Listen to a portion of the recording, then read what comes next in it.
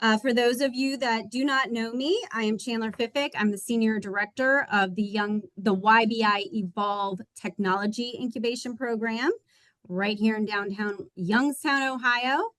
YBI Evolve is one of 4 programs within YBI. We're a 6-building campus, and like I said, downtown Youngstown, Ohio. Our 6th building is the soon-to-be innovation hub for aerospace and defense advanced manufacturing, which is a very, very exciting win for us and our partners. Because of that, our startup incubation model has changed. Our primary cohort moving forward will be advanced manufacturing startups. We will still continue to have a smaller cohort of software and health tech startups as long as they're located in the Mahoning Valley. And we also have a wonderful international YBI program. Those companies can be any tech-based company, quite frankly, but they have to be willing to move to Youngstown, Ohio, or the surrounding Mahoning Valley region. So that's a very high-level overview. Feel free to reach out. We are going to put contacts in the chat. Should you have questions or just want to learn more, please be sure to mute yourselves when you're not talking. There's a little hand raise button, I think. So if you have a question, this is going to be an interactive session, which is always more fun. So please put questions in the chat. We will be monitoring it, or press your raise your hand button and I will call you out when there's kind of a lull in what Wayne is saying. Let's see, have I forgotten anything else? The last 10 or 15 minutes we're going to save for a Q&A session as well. So with that said, allow me to present our guest speaker today, Dr. Wayne Mackey. I forget that until I hear it. Right? Or I get mail that says it, then Dr. Wayne Mackey, and let me just list off a few of the very special things. He is YBI Shark Tank shark this year. He will be judging our companies on October 23rd. So if you haven't bought tickets, you should do so because it's a blast. He has agreed to be a mentor in residence for the YBI Evolve program, as long as I don't ask too much of him, which we already have, but I will continue to. But Wayne is a very, very successful entrepreneur in his own right.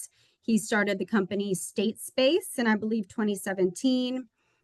State Space is the creator of AIM Labs, which combines neuroscience, AI, and video game mechanics to improve cognitive function and motor skills for PC gamers. He's an advisor on a handful of VC funds, has raised over $100 million from some of the top funds, Bessemer, Khosla. And I just highlighted this, Wayne. Wayne discovered 2 new sections of the brain during his doctoral studies. So how many of you can say that? I could go on and on. Very excited to have him. He has become a friend. He's just so easy to talk to. So most of the most successful, very successful people are, as long as they built that success from ground up, I have found, but that's just my opinion. Anyhow, so with that, and if I've forgotten anything, Wayne, forgive me, but I'm going to turn the floor over to you because, quite frankly, that's why everyone's here. No, thank you so much. And thanks to everyone for coming during what I think is also lunch. I don't see anybody eating, but maybe, someone is eating. No, that was a great introduction, and I'm super pale. You could probably see me blushing. And like immediately just saying things, I just want to add the caveats of like, no, but no, it's not that great. And say all those things. But let me share my screen here. And maybe that's a good segue. I'll give a little bit of intro about myself and like who is this dude here today. Can you all see my screen and super embarrassing teenage picture of me back in time with what computers used to look like back then, and a really cool like tribal shirt, necklaces and all, a watch apparently. Looking good. And look at all that hair. I had really long hair. I looked like a Hanson brother, if anyone remembers, like back then. I got asked for my autograph multiple times. It's one of the things that Oh made me cut my my hair. Like I was at SeaWorld, I was at Subway, like multiple people came up to me and asked me for my autograph. I was like, this has got to go. Like let's go. Back to we're gonna go be bald. Um, but yeah, happy to be here. Chandler kind of told you a bunch of this stuff. So I guess I'm a neuroscientist by trade, turned serial entrepreneur, but a lifelong gamer. I lost jobs and relationships to playing too many video games over the years. And a little bit later on, I'll tell a little bit about that origin story related to some of the stuff I want to talk about. Founded, AIM Labs. We've grown that to over 60 million players, which is pretty crazy. I also co-founded an AI neurotech company that is in stealth and still exists. And then, yeah, I'm a scout or advisor to multiple VC funds. That has been an amazing experience to kind of switch over to the dark side and see both sides of the table. When you're an entrepreneur, you usually have like that N of one experience, and getting to be on the other side, especially when it comes to fundraising and everything, is a tremendous, valuable kind of experience, and I think has made me a much better operator. I'm on multiple boards of companies and all a bunch of stuff to say. I've seen a lot outside of kind of my own experience in terms of, I mean, hundreds of companies at this point between either mentoring them or advising them myself, doing diligence for VC funds, etc. And please, as Chandler mentioned, like, you can go on the YouTube or something. That sounded really old because I said the YouTube. You can go on the YouTubes, and you can find videos and information on like how to raise. I mean, there's tons of stuff out there on this kind of stuff, right? So I want to give a little bit of a bit different perspective, but I also want this to be as interactive as possible. Instead of don't treat me like just a video, but interrupt me with questions, please. It will make it more of a conversation, more interactive, but hopefully, more valuable. I just want y'all are taking an hour of your day. I'm assuming that you all are founders. An hour is a very expensive part of your day, and just use that to get the most out of me and out of the time that we have. Okay, that being said, let's jump in. I'm going to make a couple of assumptions here, which may not be true, and things that these would be completely separate meetings if you wanted to do any of these conversations. But I'm going to assume that everybody here wants to raise money and from venture capitalists.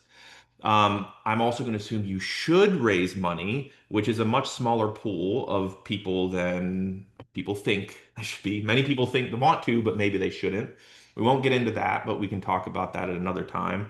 I'm going to assume that you already have an idea or a company, and that you're in the seed-ish, pre-seed stage. If you're a Series B company looking to raise a Series C round, this advice is probably not going to be incredibly useful, and would need to be a little bit different.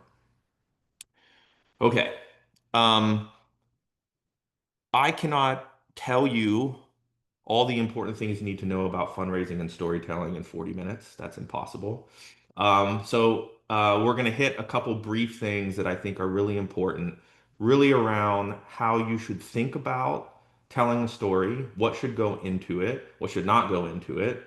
And I was lucky enough to have a lot of really, really great seasoned entrepreneurs mentor and advise me and share their scars with me, and little pieces of advice that really, really made an impact for me. So I'm going to share some of those as well and pass those on as well, and hopefully that you find them equally as useful. Okay, so does anybody know, and maybe you can already read the slide, how much time the average VC takes, how much time they spend reading a deck? Like when we think about fundraising, I think a lot of folks' heads go immediately to like, what I need to raise money is a deck. I need a pitch. I need a deck. I need like these things, right? This information I want to convey. Does anyone have any idea how long a venture capitalist is going to spend looking at that thing that you pour days, weeks, hours, hopefully at least days or weeks into? 30 seconds. It's close. Close. Actually, it's pretty bad. It's about 2 minutes, under 2 minutes. Right? So that's not a lot of time. You have this dream company, this amazing idea that you could probably talk about for hours, And the people that you're asking money from are going to spend less than 2 minutes looking at it. So that context is really, really, really, really important. Okay. You need to know what the expectations are, and even just knowing how much time they're even going to spend on it should help you make some decisions, right? Like usually when I'm interacting with companies and they're like, "Hey, will you take a look at my deck?" They send me 46 slides.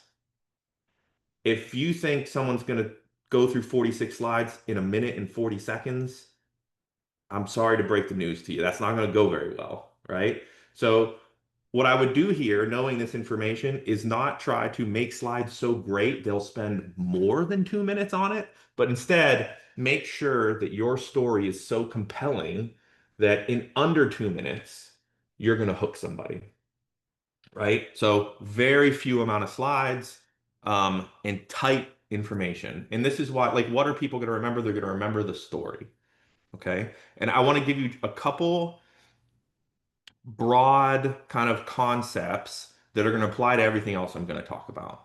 Okay, so in terms of a framework of how you should think about your story and your pitch, and again, you have 2 minutes. That's not much information. And I want to acknowledge it's always harder to do something in less slides and in less time than in more slides or more time, right? So it being shorter makes it much, much, much, much harder, right? Okay, raising money and talking to VCs is simply the manipulation of two levers. This is how I like to think about it, I think is very useful. Okay. You have two levers that you want to manipulate as much as possible. And, well, okay, here's my AI generated cartoon. Those letters are risk and excitement. Okay. You want to drive the excitement lever up as much as you can, and you want to drive that risk lever down as much as you can. Everything you say, every point you make needs to do one or both of those things. Again, you have less than 2 minutes. You don't have time for anything else, right? They don't, it's not going to happen. So, and again, to defend, VCs and my friends at this of why you may say like, oh my God, they're only spending 2 minutes on this. They probably see 60 of these a day, right? Like they're getting so many. It's not that they don't care they're only spending 2 minutes, but they have to do so much of this. They see so many decks and so many stories and so many things. You need to be able to stand out. So everything that you say in your story you want to be able to should be geared towards and look at the filter through these two levers. So when I'm thinking about putting a deck together, collateral or anything, I usually start in like Google Docs. I don't start in slides because I spend way too much money like trying to make the design of the slide, and I get super distracted because of my ADD. So I'll start in Google Docs and I just write an outline that's like slide one. What's the one thing I want people to take away, and which bucket does it fall into? Right? And if as you're going through anything that you're saying and it doesn't either increase how excited someone should be or lower their perception of risk of investing in you, delete it. It's not useful. Just delete it. Um, I'll pause there because I just rambled for like gave a sermon for 7 minutes or something like that. Any questions so far? Comments, concerns? Is that somewhat clear? Do you think that one thing should be on the title slide, or is it the problem? The title slide, I usually have like a statement of, okay, what the hell is this? Right? And that is a good segue into maybe the next slide and how this all relates. Um,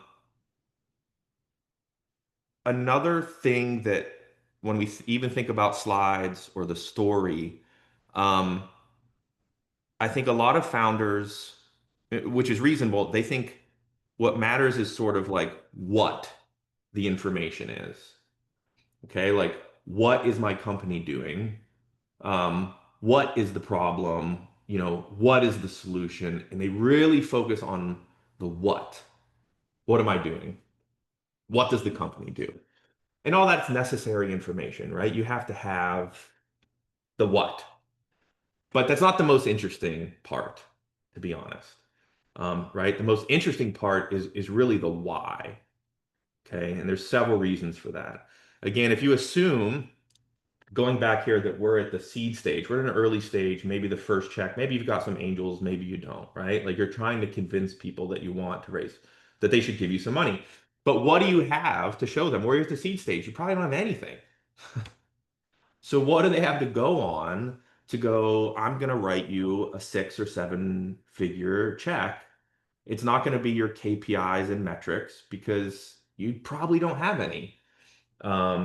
Because that costs money to get to that point, and you need to go out and get some, right? So what do they have to evaluate you on early on, right? It's going to be kind of a checkbox of what some of these whats are, and the why behind them. And we'll get into kind of exactly what those things are. But another reason that the why I think is so much more important, insert another terrible AI generated slide, um, is nobody is psychic. Despite what was the old infomercials late at night? Miss Cleo.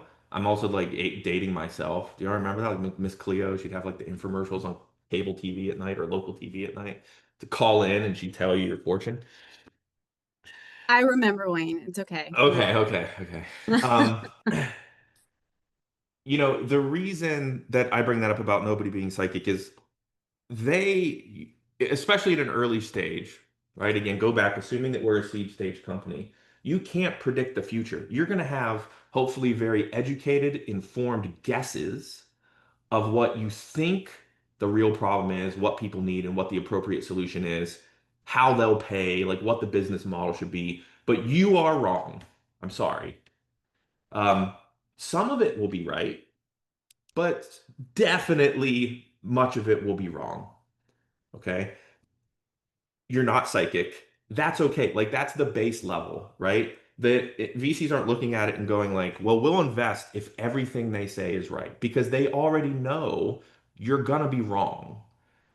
And what they worry about, okay, is this team and is this founder good enough that when they realize these things are wrong, they'll still find the right solution, right? So that's why making sure you understand and you can communicate the why of these things is so important because that likely won't change or won't change as much. Why the problem is so big, why it needs a solution, and why you're the right person and your team are the right people for it. And that's a good segue too. Like, you know, why this problem, why the solution that you've proposed versus the myriad of other solutions that there are, why even this market? If you have a solution or a problem that spans multiple markets, why this one? Why are you starting here? Why are you not starting elsewhere? Um, Another big one is like, why now? Timing is so critical in the success of a company that you need to have answers. You need to be able to explain like why is now the exact right time? Because to an investor too, you want them to feel like if they don't hop on this rocket ship, it's going to leave without them because the time is now. We have this unique opportunity of this big problem and this amazing solution and this amazing team and the time the universe has aligned and right now is this magical moment where if you give me money, it's going to turn into more money. Amazing, right? So why now? Um, and honestly, at the early stage, I think the biggest one is why you. This very much gets overlooked. And when you start talking to, big VC funds, stuff, early st stage funds, it's the very first question that they ask you. It may not come out in that type of form, but that is the very first thing they want to know. They'll start the conversation. You'd like, tell me about you. Why'd you start this company? They don't go in, show me your metrics. What's the company doing? They don't do that. It's always starts with what's the founder's story? What's your story? Why are you doing this? Why are you the person to do this? And the reason, it's one in just because I'm going to refer to it, I guess I'll show that slide. Everybody kind of knows what product market fit is, I hope, right? But the one of my favorite terms is this idea and concept of founder market fit. right? And it goes back to like, why you? Why are you the person to do this? Um, versus anyone else. The reason that's so important. Now, also, the answer to this isn't necessarily your expertise either, by the way, okay? It's not, well, I was trained in this particular area or whatever. That can help, but that's not what the correct answer is, right? The correct answer is something that um, gives investors confidence that you are in this for the long haul. You have some unique or valuable perspective about the problem, the solution, kind of what you're doing. Um, and honestly, that you have it in you not to give up because a startup sucks. Okay. I'll be brutally honest. I was probably like $125 million. 99% of people tell me no, and I'm an idiot. Right. So even if you are successful in raising a bunch of money, the vast majority of people are going to beat you up, tell you you're dumb, your idea is dumb, this is never going to work, whatever. Like that's the default answer. So if you are successful, it's a battle of being told that you're wrong the entire time. And also, we grew in a matter of years from like 0 to 50 million users or something like that, right? At AIM Labs. And when you look on the outside of things, that sounds really nice, but it is chaos every day. One of our earliest investors was a fund called First Mark. There's a guy, Matt Turk, who, if you look at VCs on Twitter, he's very popular and he's very funny. But, you know, in our first meeting, one of the things that sold me on taking money from them, there are two things. One, he kept referring to the company as us instead of like you. Like he changed his vernacular to start talking like that, we were together as one. But the other thing is he said, look, we've seen a lot of companies. Um, and we've seen a lot of success. We invest at the seed stage, they IPO, right? Airbnb, Shopify, all these big, big companies. Um, and he says success never looks like this. It's never a line up and to the right. He says even the most successful companies are just this. That's all. And if you zoom out enough and you squint, you can fit a line up and to the right to it. And the reason that that's important, he said, is because we will be here not just at the good times, but in those troughs, in the worst of times. That's when you can kind of count on us. Because again, even if your startup is successful, forget raising money, it is brutal. There's so many things beyond your control. There's so many things. I mean, it's tough. So they don't want anyone that's going to kind of come in. They have an interest in something and some expertise in it, but it's clearly they're not passionate about it. Or they don't really, they know they'll give up. If I give you money, are you going to kind of run through walls to get what you want? So that's a key part of the why you. Why are you going to be the one to shepherd this all the way through, run through walls, the chaos, and everything, and kind of keep going? How stubborn are you? What other obstacles? If you have stories that talk about kind of other obstacles you've gone through, that helps. Um, and as an example, if we circle back to this wonderful picture of me and a little bit about me, um, it kind of encapsulates why me when I was raising money from VCs. I started a company that was basically at the intersection of neuroscience, video games, and machine learning. And although I never worked in games, I taught myself how to code when I was in ninth grade. And like I told you all, I lost jobs. Literally, I lost jobs because I played too many video games. I didn't have any experience. I didn't work at any gaming company, but I was so passionate. I barely graduated high school because I played too many video games. I had a 1.8 GPA. I was a horrible student. All I wanted to do was go home and play Star Wars Galaxies. Like that's all that mattered. I didn't care about anything else. And then, for me, video games kind of taught me math and science could actually be cool. Maybe I should go to college and did that and became a neuroscientist. So I had this weird amalgamation and background As embarrassing as this picture is, it's kind of like clout to be like, look, here I am as a teenager, stupid playing video games all the time. That's all I cared about. Um, that conveyed to them that was like, okay, he has some insights. He's not going to give up. Like this is something he's clearly passionate about. This part of his identity. This is his experience and who he is. Um, sorry, I didn't mean to go forward. So that's part of that kind of key story. And you should all really, really think very deeply about that.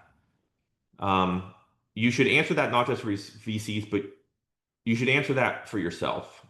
It may save you a lot of pain because it's no shame if you get to the answer of the like, why me? And the answer is like, maybe it shouldn't be me. Maybe I'm the right person in the beginning, but actually what I should do is find somebody else. Or maybe VC money in that path is kind of not it for me. You should, really, address that question honestly within yourself. This is going to tie back a little bit to like, do you want and should you raise this money? But you should, ask of yourselves, genuinely that same question and have a good answer for it. One of my favorite things, I was obsessed with early but very powerful commercial research labs like Bell Labs, Xerox PARC, and stuff like that. Like labs, I mean, won Nobel Prizes, invented, early aspects of the computer. There's a bunch of nerd scientists like me in the room, and it's like, well, how did they do this? I remember reading a really great, it was just a few pages from Alan Kay, one of the guys who was instrumental at Xerox PARC and kind of creating, basically what we think of PCs today.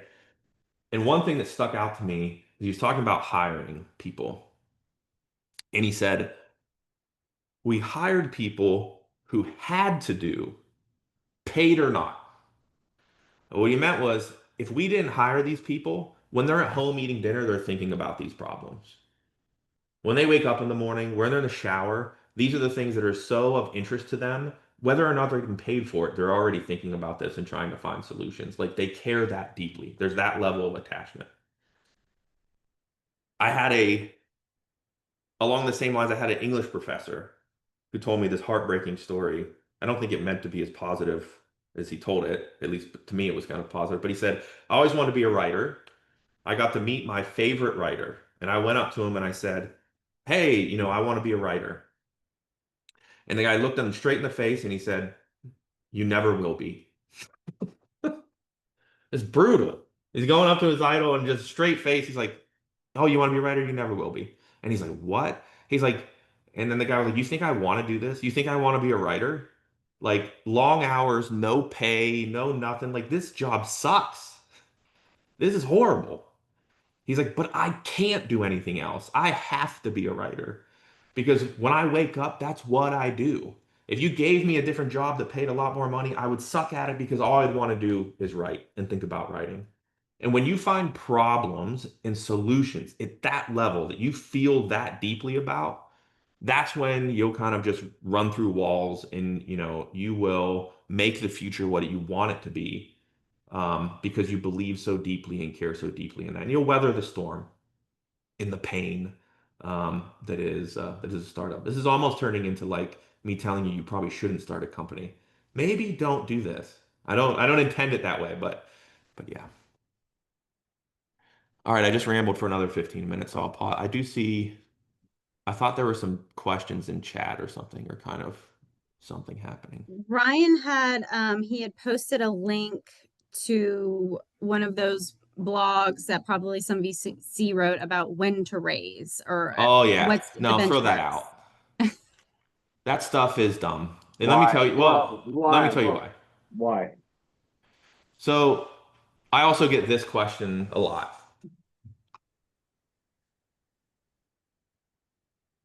What do I need to raise money? Do I need a product launched? Do I need, this particular benchmark or that? And the answer is really that I raised $100 million with no revenue. I know at least a dozen other people personally that raised numbers similar even before launching a product, and you're seeing it now all the time, right? So a hard and fast rule of like what you have to have before you go out is just simply not true. It depends very much on the stage. It depends on the team. It depends how compelling your story is of what you can tell. And when you think about it, it kind of makes sense depending on what you want to do. This goes back to like, um, should you raise money or not in the first place? If you can put together a product that's generating a bunch of revenue and is very sticky and going, do you need to raise VC money in the first place? I mean, maybe. Can you continue to bootstrap it? Maybe. The point is, what I'm saying about all the benchmark stuff is like, I think that stuff is helpful, but it is definitely not it's not like biblical, because it's constant exceptions to the rule. And the other reason that those things can somewhat be harmful is because it kind of leads you to believe that raising money is some sort of a meritocracy, and it's not at all. I know a lot of companies that have great numbers that can't raise any money, right? Because they're lacking the other things around story, vision, team, etc. So I think those things can, again, it's helpful. It's always good to know that information, but I would definitely not measure your company and whether or not it's the right time to raise or things that you do need to raise before you start doing that. The other thing, I'll skip ahead a little bit because it kind of relates to some of this stuff. These are some of the best pieces of advice I ever got that I found to be very true from other very successful serial entrepreneurs. Not from VCs, but from serial entrepreneurs that actually one, two, two of these are from billionaires that raise a lot of money. Okay. But one of them, well, actually, two of these things together here, I think relate to kind of what we're talking about in the benchmarks.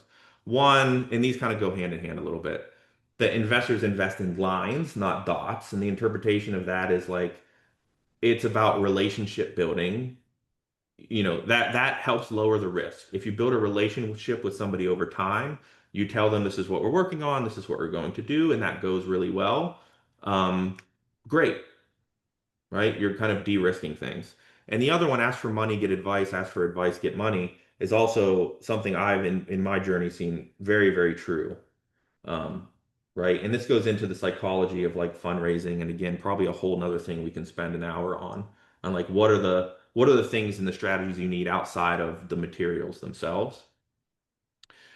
But again, in terms of like going back to the benchmarks and things like that, you should start having conversation. You're always raising money. If you're a founder, you're always raising money. It's not a fundraising cycle. You're always raising money. You should be talking to VCs all the time. You should be building relationships all the time. And you shouldn't be having conversation with VCs just because you want to ask them for money, right? That goes with the ask for money, get advice, ask for advice, get money. You want to go in and start saying, hey, I think I'm going to raise money. I might raise money in like 6 to 9 months. This is where we're at. This is what we're thinking.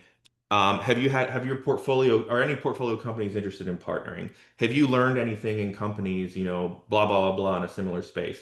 Are you seeing anything out there that's interesting that we should be thinking about or not thinking about? Ask them for advice beyond money and start building those relationships. That's where you'll find like it's not a one size fit all of kind of benchmarks or something where people will invest. I kind of touched on like six things and trying answering that. So that was like all over the place and I'm super caffeinated. So I'm not sure if that completely answered the question, but if not, we could go deeper into it. I actually have a question. I don't want Yeah. to take up too much time. I actually have a lot, but I will save most of them for the Q&A. So a lot of our portfolio company founders are still, maybe they have just the founder or a founder and a co-founder, or they're Yeah. having trouble beefing up their team because a lot of CTOs want to be paid or people aren't Yeah. willing just to take equity. How did you do it? It's if your team matters when it comes to the first initial intro with a VC, what Yeah. do you do if you don't have the team yet? Yeah. And did you raise during the ZERP era? Do you think that made a difference? It definitely made a All of difference. the things. I raised before the ZERP and during the ZERP era. Okay. So I did both. And the stuff at the end was absolutely bonkers. Okay. That's a whole other thing. I'm being recorded, so I won't go into a ton of those details. But if anyone wants to talk over a meal sometime, Yeah. we could tell. I have some crazy stories on some of that, and not even at my own, just other things that I have seen in general. So when you go back to team, it's really, again, it goes back to this lever, largely around risk, right? So if you have, you're like, hey, I want to build an AI company and I'm an MBA with zero math experience or coding experience, it's a big risk for an investor, right? They're like, oh, um, and when you have a great team, it solves two major risks that investors are worried about. One, can the team do it? But two, can the founder recruit great people? Can they tell a story so compelling to other talented people that they're willing to come work for them for equity or for less money or kind of whatever it is? So you're really showing two key parts when you have a good team, which is your ability as a CEO or founder to recruit and hire and obtain great people and convince them to join you on whatever stupid journey you want to go on. Um, and I mean, in a pejorative way, but it's, people can make better money at Google or something like that, right? Like if you can convince them to come do that, that is a great sign. In terms of like how to go find those people, the reality is it's very hard. And you have to be good at kind of convincing people and selling. It's another reason why the story is so important. Is you want to get people that are very mission driven and willing to do it. You can also use this again as a reason to raise money. So the other way that you can spin that problem into Mhm. somewhat of a good thing, okay, a lot of information is how you present it. If you go and you say, I don't have any money, so I haven't really recruited anybody yet to a VC, that's not great.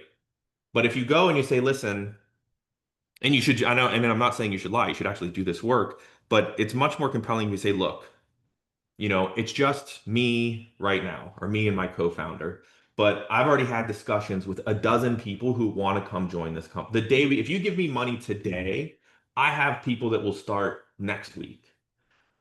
um, that can be a way you can position that you need to raise money to hire a team or any of those things to do that. And sometimes it's even one. If you're just like, hey, I have this critical role, because it's hard to convince people that are really talented to leave their job just for equity or something else, right? And VCs know that. They know that that's a difficult thing. So it's great if you can do that, but it's not unreasonable if you can't. Like people will say, I'll join if you had funding or if you could do this, and tell them that. And when you go into those meetings of like, look, I think I need to raise money because I have this amazing folks that want to join. I gotta pay them. I can pay them a little bit. So, you know, if you can give the sense to an investor that you and your company are being pulled into the world rather trying to push into the world, that's another really great sign. And what I mean by that is are things around like you don't want to go out and hire. You have people already who want to join, and they just need to put the money in and the rocket goes. It's the same thing for those. We mentioned Shark Tank earlier. When you watch Shark Tank, and they always ask like, "Do you already have POs? Do you already have? Is the problem that you just don't have the money and you've actually succeeded on everything else?" They love that sense that your company is being pulled towards success rather than you're trying to push it. And a lot of that is how you frame those things. And you can say that with people again, like I mean, don't lie, but you can use that when you're having conversations with people. If they say like, I just, if you had money, I would join. Well, that's still a great answer. And tell that to, investors. Like, hey, I have this amazing CTO or whoever it is, fund me, and they're joining tomorrow. Can I piggyback another question off of that? Yeah. So, how many and this is just something I try to, and it is not trying to tell you not to build a startup or not to do this, Yeah. but I try to make founders that first come to us understand what it's going to take. It's not just the easy way out of a day job that you hate. How many hours a week did you put into your startup at the beginning? I'm sure you still put the same in now, likely. Most of Yep. the people on that are on this webinar already know this because they're some of our companies. So I know that they know, and I know that many of them are doing this, but I just want to hear it from you as well. Because you say spend all your time raising, always talk to VCs, go to everything. Yeah. But at the same time, you need to build your company, build your product, Yeah. perfect it. So how many hours does that take a week? What's 24 times 8? Yeah. Irene, how many hours a day do I work? All day long. I'm 10 years Never in, end. right? Goes back to like that level of obsession. You know, here's the other thing. Here's the bright side to that answer is that cliche that you hear of like, oh, do something you love and it doesn't feel like work is true. It Mhm. really is true. So it becomes easy. It's not punching a clock or doing anything. It's like these are problems that I'm passionate about solving. I'm going to go solve them. If I'm not working and I'm in the shower, I'm thinking about work, right? Like that's just how it is. Think about what a startup is, okay? You are trying to do something by definition that has never been successful before, probably, right? Like, that's the whole point. You're trying to create and innovate and do something new no one in mankind has been able to do yet in all of history. And you're going, yeah, I got it. I'm going to do that. I'm going to do that thing, right? You start to look at the probabilities of even getting funded. It's low. It's really low. Overall, companies that make it to an A or a B or a C stage, I mean, you're in single digits, low single digits, maybe sub single digit at some of the later stage, right? The sheer math and physics of the universe are against you. So, in what world um, would it be reasonable to assume you can do that working 40 hours a week? If it was someone would have done it, someone else would have done it, right? I like to think, especially about the startup stuff. And again, that's why it's not for everybody. It's a terrible way. You have to have like this affliction of something you care about very deeply or whatever. It's a feature or a bug. It's a lot of hard work. There is no substitute for it. It's How did hard you feed work. yourself? How did you pay your bills? Because you can't have a day job, right? When it really comes down to it, you have to quit your day job and run your company. Yeah. For me, I was lucky enough that I started while I was a grad student, so I had very little money coming in when I was in Manhattan. We won a startup competition that gave us a little bit of money. I think we won 10 grand, right? And then that got us to the next stage of money, which was raising 500K pre-seed from the founder of Uber, right? That Cool. and then that was then to the next baby step and the next baby step. Um, and that's what So makes it you hard. did start out in those small phases, those small chunks of money to Oh get yeah. you. Okay. Oh yeah, yeah, That's the yeah. other thing. It wasn't like you Actually, just no, the went out first and check was raised no, it $20 was million. like dollars. no, no, no, no. We won a competition. It was like 10K. I'm old and my memory sucks. It was like 10K that we won from the engineering school startup competition. And that was 3, 4 months. Then it wasn't 500K, it was 250K we got from Expa, which was Garrett Camp's fund and operation. And then we went from 250 to we did 1 million. Um, then we did 2.5 million. They were all baby steps until the ZERP era explosion. But it was and even that, so I've probably raised, counting all of those fundraise things, that's like I probably raised 7 to 8 rounds in 5 years, 6 years. Right. So going back to like you're always raising, that's the other thing. VCs, they love to give you money when you don't need it, and they don't like to give you money when you do need it. Right? They want to invest in something that is like they perceive as being guaranteed success or very close to success and having traction. And if you need money, that's a sign that you don't have that. So maybe in the beginning, before your first check in, you're not constantly raising money in the same sense as after. Once you're on the machine, you're always raising money. You just have to be. You just have to be. We have a question in the chat. Will you please share some examples of de-risk points for the 2-minute deck? Um, Sure. Sorry, my mouse just died. You're all gonna be stuck looking at my stupid bald face for the last 12 minutes or whatever we had. Um, I'll give you an example without saying the company of one that just kind of came to me. Well, maybe that's not a super great example. So de-risks are some of the things like I even mentioned about team, right? Those would be an example of de-risking the idea and the investment, which would be, hey, I'm a non-technical founder, but I've acquired a technical co-founder, is an example of de-risking the investment. The default answer from an investor is always no. And your job is to turn that into a yes, right? By the manipulation of those two levers. Some of the other concerns people could have are things like, I don't know that they could actually build a product. I don't know if this team did or anything like that.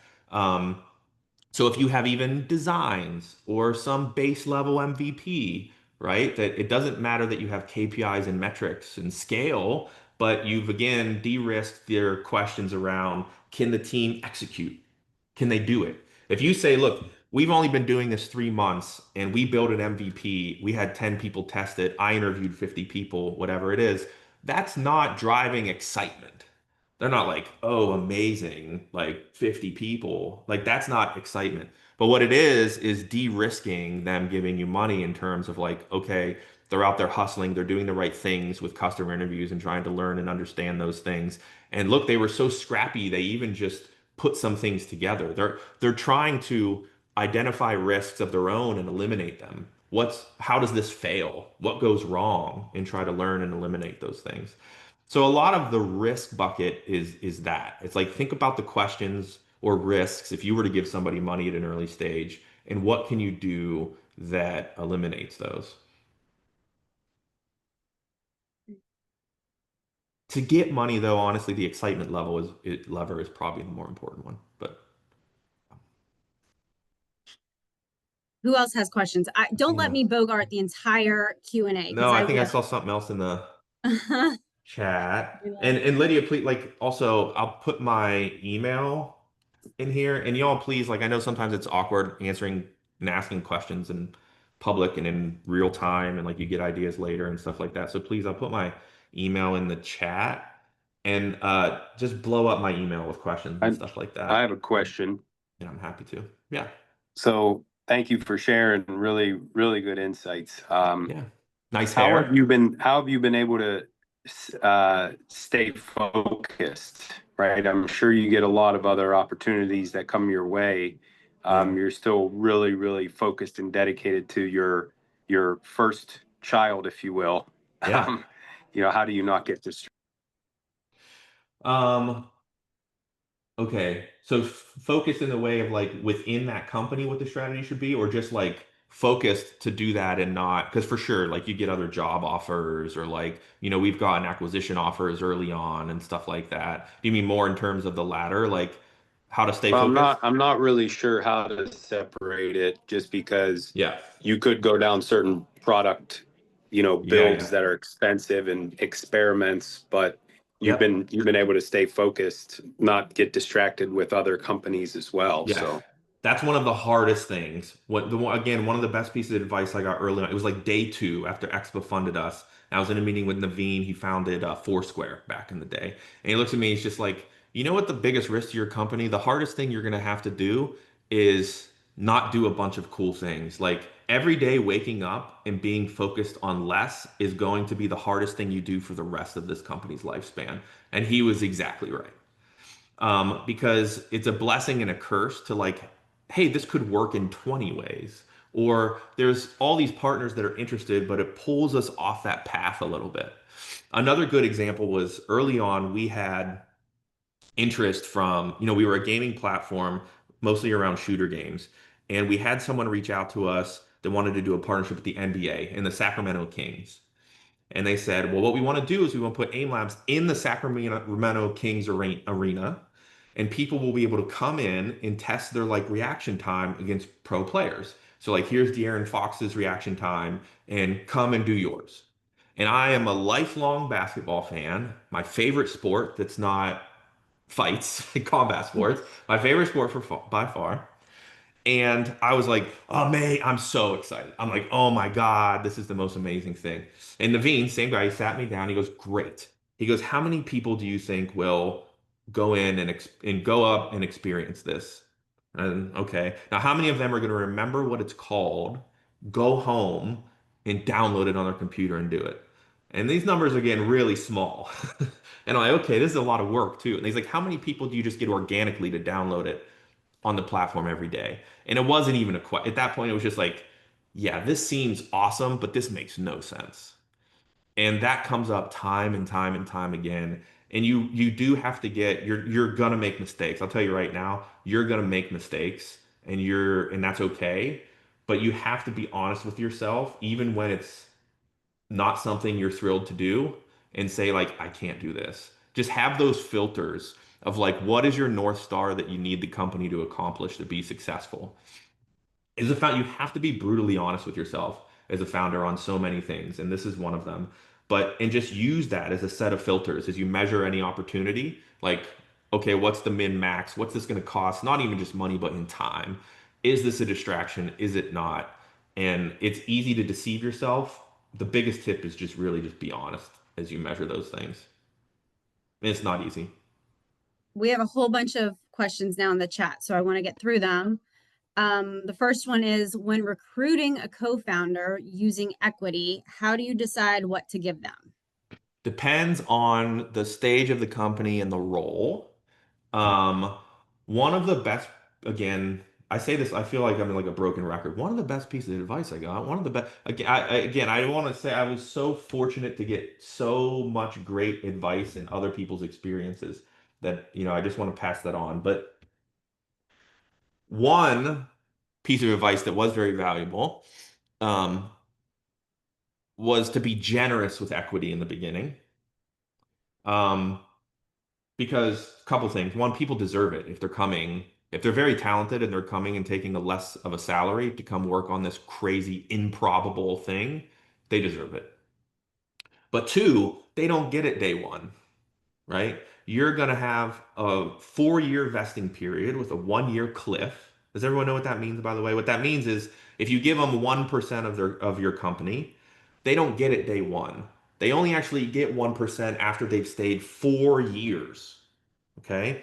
And actually, if they leave, the 1-year cliff means if they leave or are terminated in the first year, they don't get anything. Okay. So what that means is you can be generous. It doesn't mean it's gone, it's evaporated.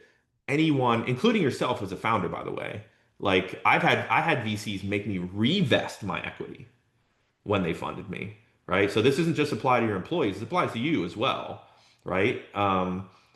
You have to earn it. That vests over some period of years, and if it doesn't work out, it's not already gone from the pool, right? You still have that. So don't think of it as like a permanent thing. And I would be generous, and people deserve it. If they're talented, people deserve it for sure. I don't All know right, let's go to the next. if that answers the question, but there's also Carta has great benchmarks in terms of like stage of a company, what number higher it is, and like the difficulty is they'll give you a median, but the ranges are pretty broad because again, it depends on stage of company, how much they've raised, and what that role is. Like, if you're an employee's coming for equity that's going to do customer service versus CTO, different answers for sure. Yes. So I was going to add that. So if you don't be cocky, stay humble with what you've done, when you think about that question, because you may need them more than they may need you. Just to add on my expertise, Wayne. Yeah. So here's the next one. There are so many VCs. How do I find the right one? Is it better to submit through a VC's website or go through a network/accelerator if I want them to actually review my deck? Very hard for cold intros to work or no intros whatsoever, right? The best way to get um, to talk with VCs to pay attention to you is some sort of a warm introduction. Or if you can meet them out somewhere, if some VC's giving a talk, go to that talk to them, something. They get so many unsolicited decks and stuff like that come through. It's just hard. It doesn't mean that it's impossible. It just means that of all the options, it's one of the lowest, kind of likelihood, um, things that happen. The other thing, you kind of with this along these lines, it was one of my other favorite pieces of information given to me was when you try to reach out to a VC, your goal, like let's say you want to send a VC, you got a warm intro, whatever it is, and you're going to email them something, and your goal is not to get them to invest in you. If you reach out to a VC or get an intro to a VC, your goal, your only goal, is to get a meeting. Okay. You get that meeting. Once you get that meeting, your goal is not to get them to invest in you in that meeting. Your goal is to get a second meeting, right? The second meeting is to get a third meeting, et cetera. You want to continue to interest them to kind of go through that process. The reason that difference matters is because, again, I see a lot of folks, they'll reach out to an investor, they'll send a 40-slide deck, all this information, and they're just going like, yeah, my default is no, I'm not interested. I just don't, to them, it doesn't matter, right? If they feel like you've already given them enough information to even make a decision on if they want to invest, the answer is probably no, right? It's like a good pop song. You don't want to send them Stairway to Heaven. You want to send them a pop song they want to hear again, right? It's like that. So you don't want to drown them in information. You want just enough for them to go, I'm actually really curious and I want to meet this founder. We have two more questions. Yeah. It's 1 o'clock. So Wayne, are you okay to stay over just a minute?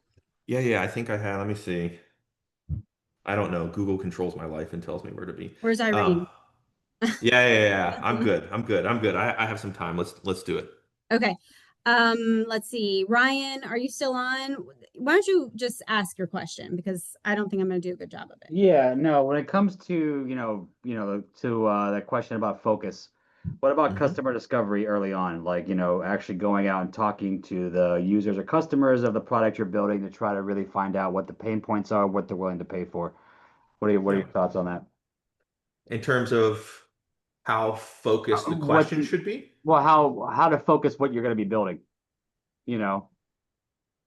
Yeah, so I mean that's kind of the output that you hope to get from the customer discovery, right? Which is like, okay, I'm going to talk to folks, and the art of this is really in kind of the questions in the sheer amount of data that you can start getting, depending on how like heterogeneous the answers kind of are. But the goal there is really to learn as much as possible. So you want to do kind of your own trade-off analysis of how broad of a net and you want to cast versus how focused you want to be in terms of which one allows you to learn what are the most critical things that you want to learn right now. I know that's a little bit generalized, but I may not be understanding the question. Did that make No, sense? yeah, that makes sense. That's fine. Thank you. Yeah. Okay. Last question. What are some example questions for VCs so that you can capture their valuable advice? I think asking them like, um, you know, do they know of any other companies working on what you're working on? Have they invested in anything similar? In things that you've invested in similar, do you have any advice of why they did or didn't work out? Hey, I'm looking for, you can ask them things like, hey, I'm looking to recruit this type of a role. Do you know anybody that's looking in this type of a role? Asking them things like, hey, I think we're going to kind of go out and raise in 6 months. What do you think the market's going to be like? Like, what do you think is going on? What do you think if I'm going out to raise in 6 months? What do you think people will really care to see?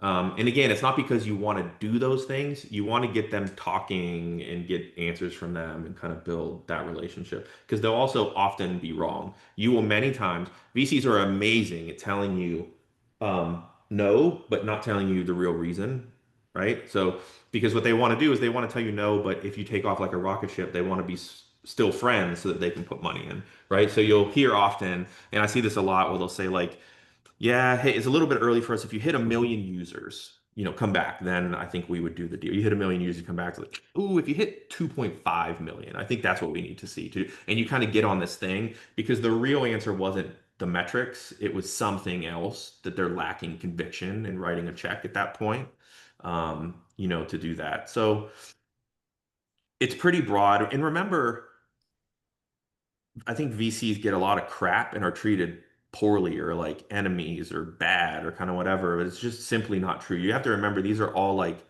they're all human beings who care very deeply. Most of them got into it for the right reasons.